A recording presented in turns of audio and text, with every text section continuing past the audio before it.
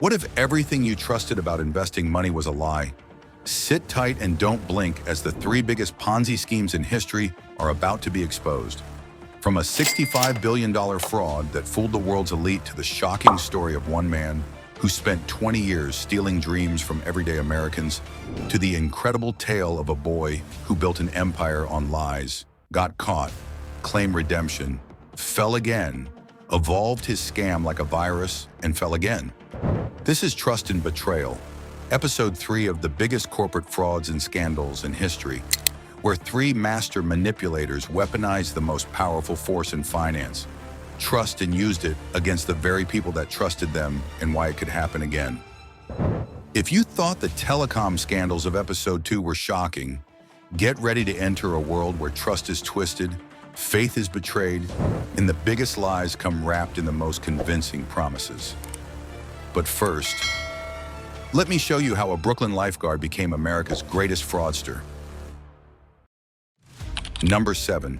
Bernie Madoff, the king of Ponzi schemes, from Brooklyn to the biggest fraud in history.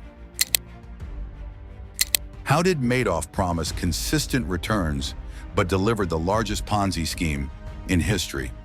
Bernie Madoff. Bernie Madoff. Bernie Madoff. Bernie Madoff. The Bernie Madoff. Bernie Madoff. Bernie Madoff. The mastermind of the biggest Ponzi scheme in history. The con man behind the biggest Ponzi scheme in history. Born on April 29, 1938, in the bustling borough of Brooklyn, New York, Bernard Lawrence Madoff was the son of Jewish immigrants.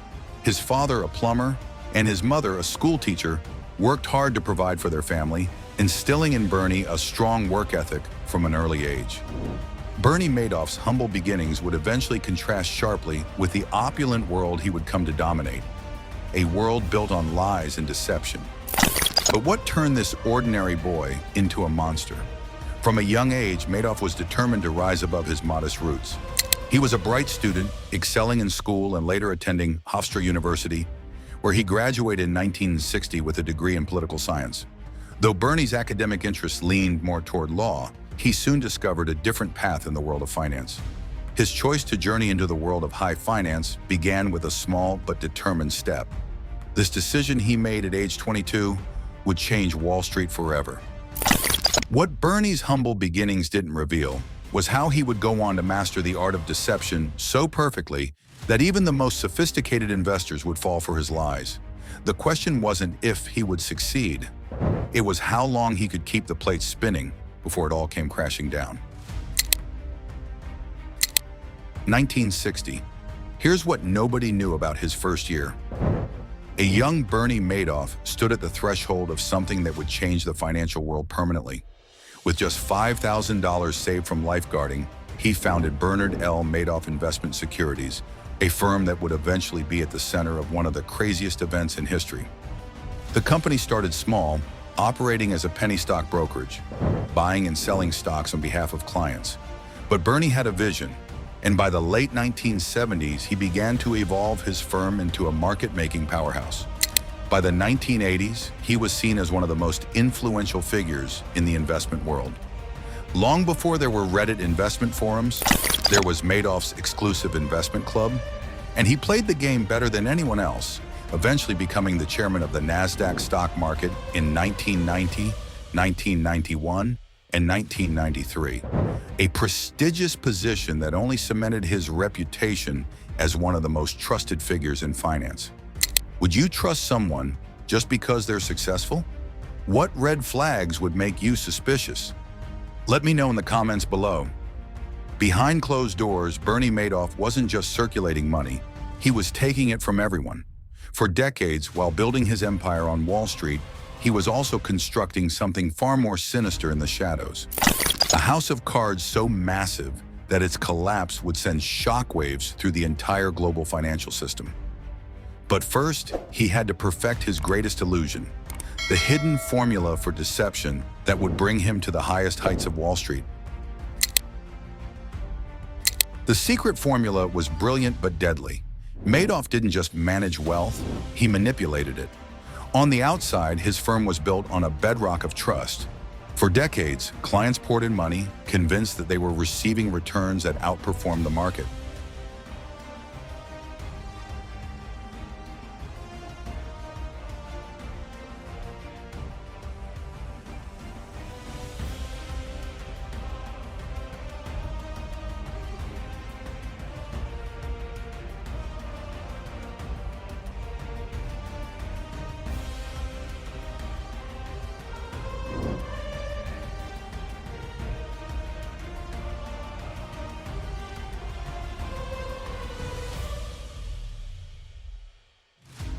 Instead of making the investments he promised, Bernie used money from new investors to pay off old ones, creating the illusion of steady, high returns. It was a game of smoke and mirrors that drew in the wealthy elite, celebrities, and institutional investors who believed they were participating in one of the most lucrative investments of the century. Just as investors chase meme coin profits today, Madoff's clients chase consistent returns. By the early 1990s, Madoff's empire's exponential growth was far beyond what anyone could imagine. He was a trusted figure in the financial world, with high-profile clients like Hollywood legends Steven Spielberg, actors Kevin Bacon and Kira Sedgwick, and New York Mets owner Fred Wilpon. They didn't just trust him, they admired him. These high-profile names were more than just clients. They were part of the illusion. Madoff was the ultimate con artist, spinning an illusion of profitability that lasted for more than 2 decades. But nothing lasts forever. As the years passed, the foundations began to sink. Madoff's firm had no real investments, no tangible assets, just empty promises and fabricated returns. Yet Bernie played the part so well that no one dared to question him, until it all began to unravel in 2008. The magic show was flawless, but behind every great illusion lies a secret. And Bernie's secret was about to turn his own family into unwitting accomplices in the greatest financial crime in history. But everyone missed the warning signs. Madoff couldn't pull off fraud of this proportion alone. He deeply entangled his family in the web of lies.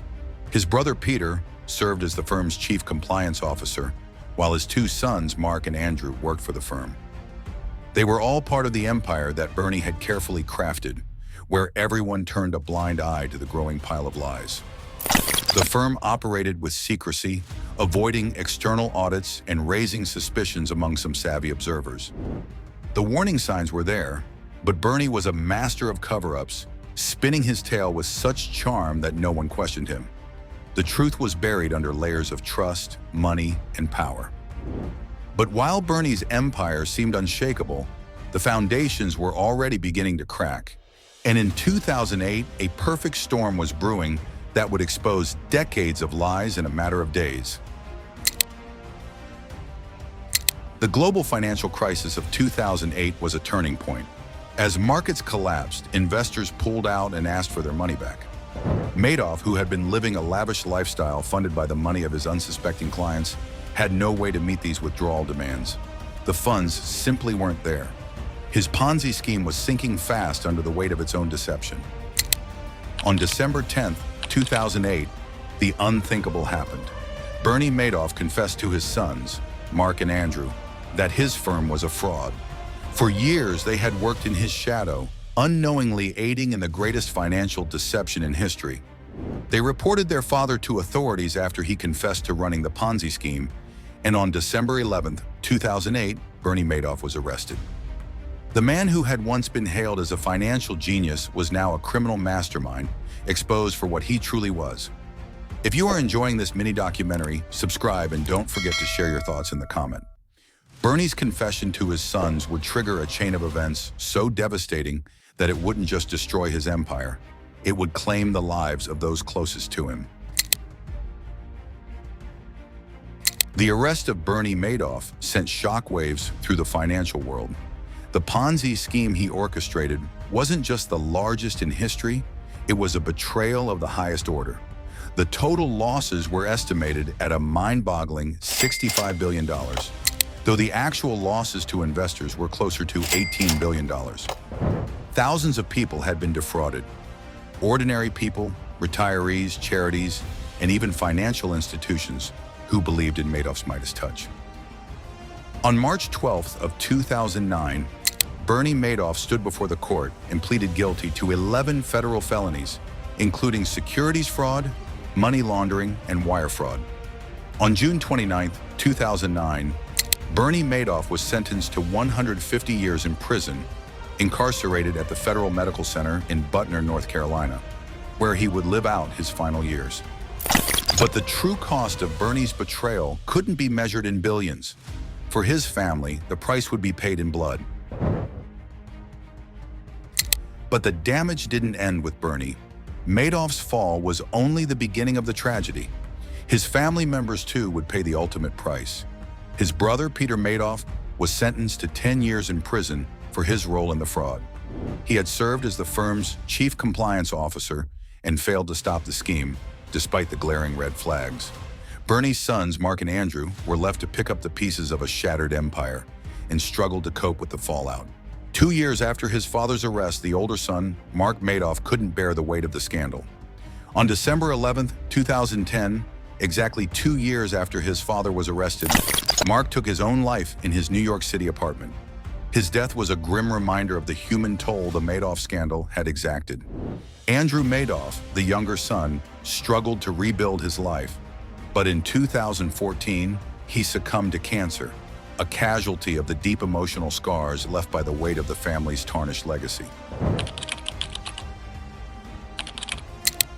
As Madoff rotted in prison, his name became a symbol of the greed and corruption that had infected the financial industry. But the ripple effects of his scheme didn't stop there.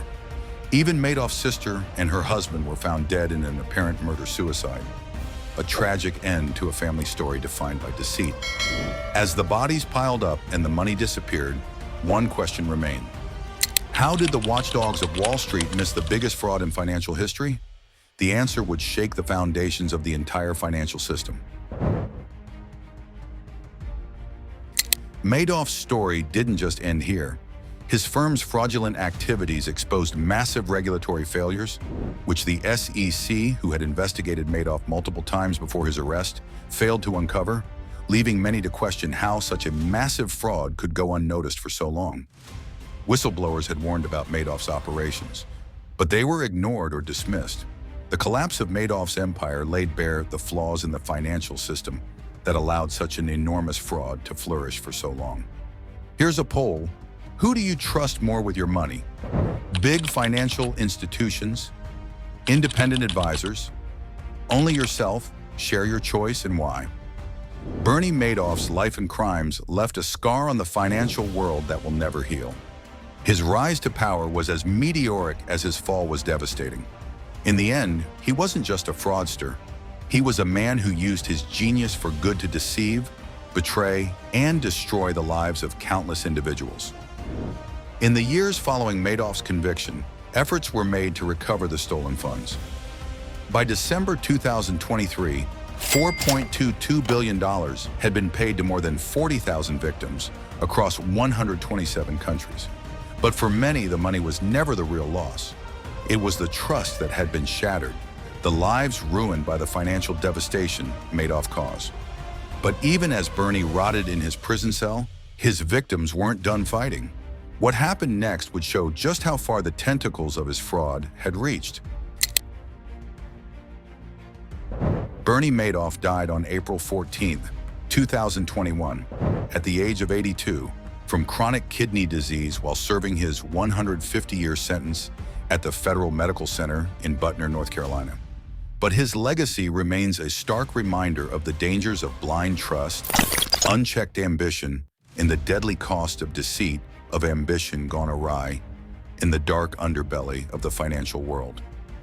The Madoff story is one of ambition, deception, and tragedy, of a man who used his genius to deceive thousands, and of a family that was forever decimated by the fallout.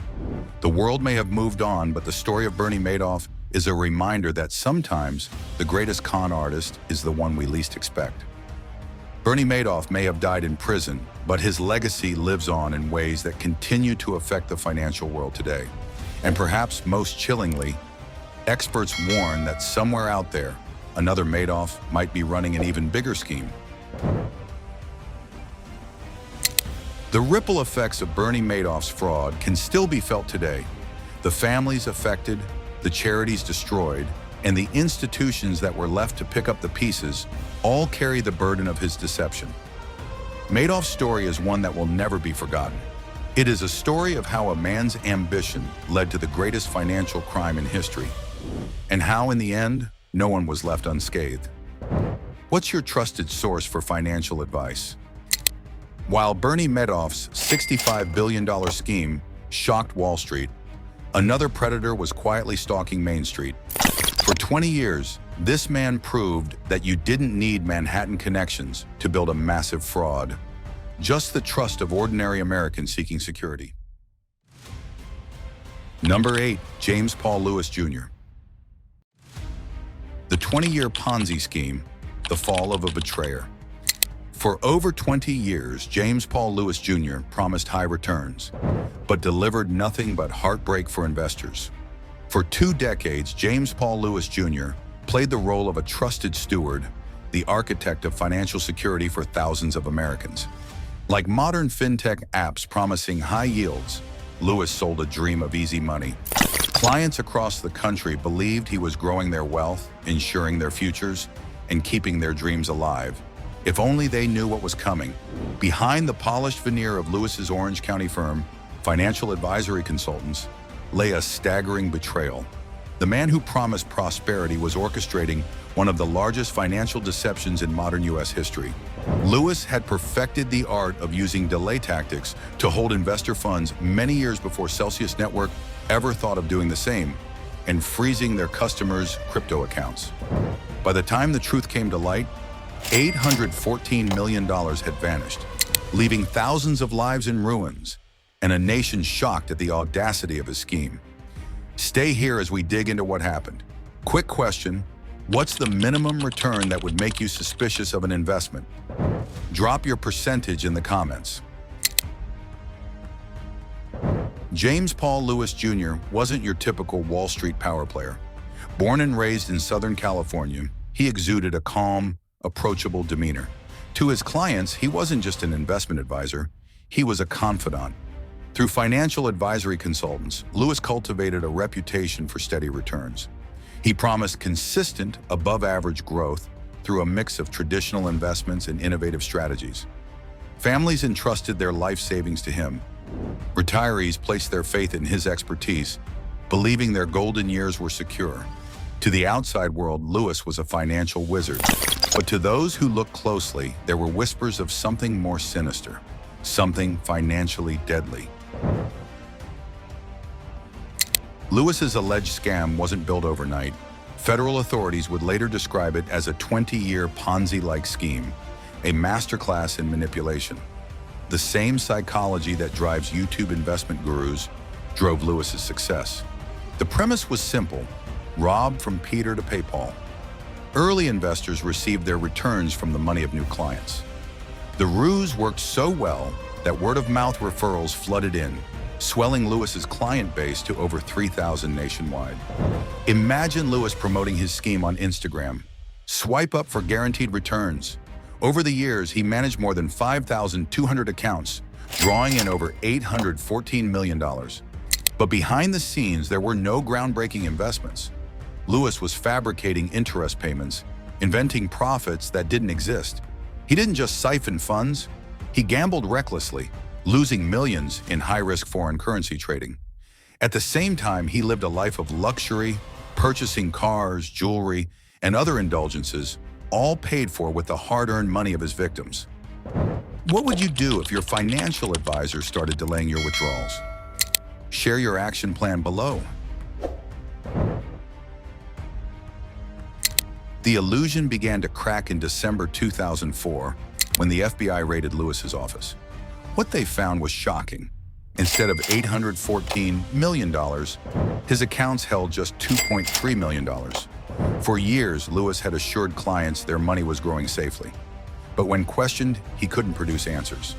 Withdrawals were delayed, excuses piled up, and the facade finally crumbled. Federal investigators uncovered a shortfall of over $100 million, leaving thousands of investors with nothing to show for their trust. By the time the truth came out, puff, Lewis was gone. James Paul Lewis Jr. didn't go quietly. An arrest warrant was issued in January 2005, but Lewis had vanished. Authorities tracked him across the country, from Tallahassee, Florida, to a Houston, Texas motel where he was finally apprehended. He arrived at the motel in a Mercedes, the trappings of wealth still clinging to him, but there was no longer any grandeur, just a man cornered by his own lies. Federal agents arrested him without incident. "We just missed him in Florida," said FBI spokesman Bob Dogian. "But we tracked him down in Houston. I think he was just passing through." For a man who had spent decades weaving a web of deception, his capture was almost anticlimactic. The investigation into Lewis's empire revealed the depth of his betrayal. Federal authorities accused him of fabricating over $730 million in interest payments to maintain the illusion of success. Even beyond the fake returns, there was money unaccounted for, $75 million that couldn't be traced. While investors waited for answers, the FBI seized luxury vehicles, including 2 Mercedes and a BMW. They also uncovered evidence of disastrous trades, including a single letter documenting a $6.5 million loss in foreign currency markets.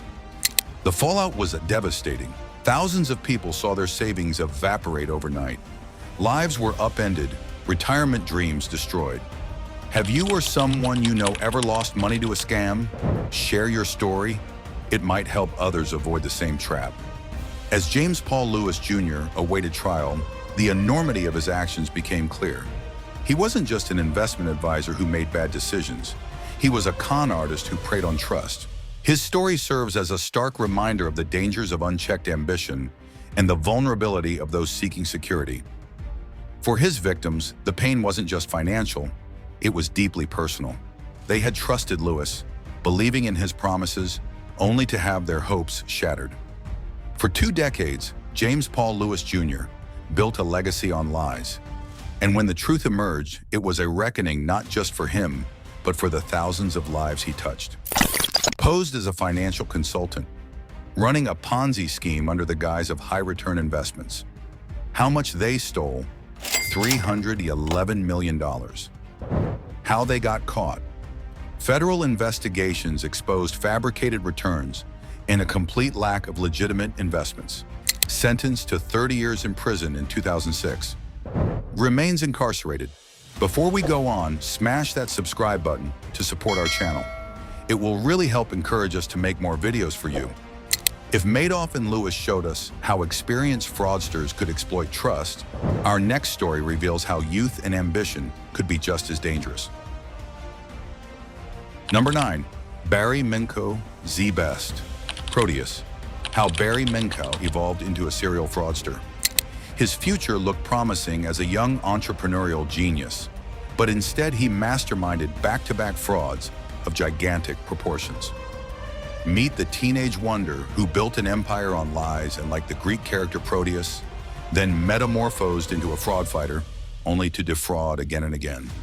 Like today's teenage crypto millionaires, Minkow represented young success. In Inglewood, California, on March 22, 1966, a young boy named Barry Minkow was born into modest circumstances. By the age of 9, Barry was already working in a carpet cleaning business. And by 16, he had a vision: to be his own boss. In his parents' garage, armed with grit and determination, he launched Z-Best, a carpet cleaning company with ambitions that reached far beyond his suburban neighborhood. Would you trust a teenage CEO? Type yes or no below and tell us why. Barry's charm and confidence soon attracted attention. He sold dreams of a lucrative business that could rival the biggest names in the industry. But behind the teenage bravado was a desperate reality. Z-Best was bleeding cash. Faced with mounting bills and a failing business, Barry turned to deception. At first it was small, check-kiting schemes and false insurance claims. But soon his schemes grew in complexity. Teaming up with a corrupt claims adjuster, Barry concocted an elaborate lie. Z-Best wasn't just a carpet cleaning service, it was a titan in the insurance restoration business. The only problem? That business didn't exist. By 1986, Barry had taken Z-Best public, becoming the youngest CEO to do so at just 20 years old. Investors flocked to the company, dazzled by its meteoric growth.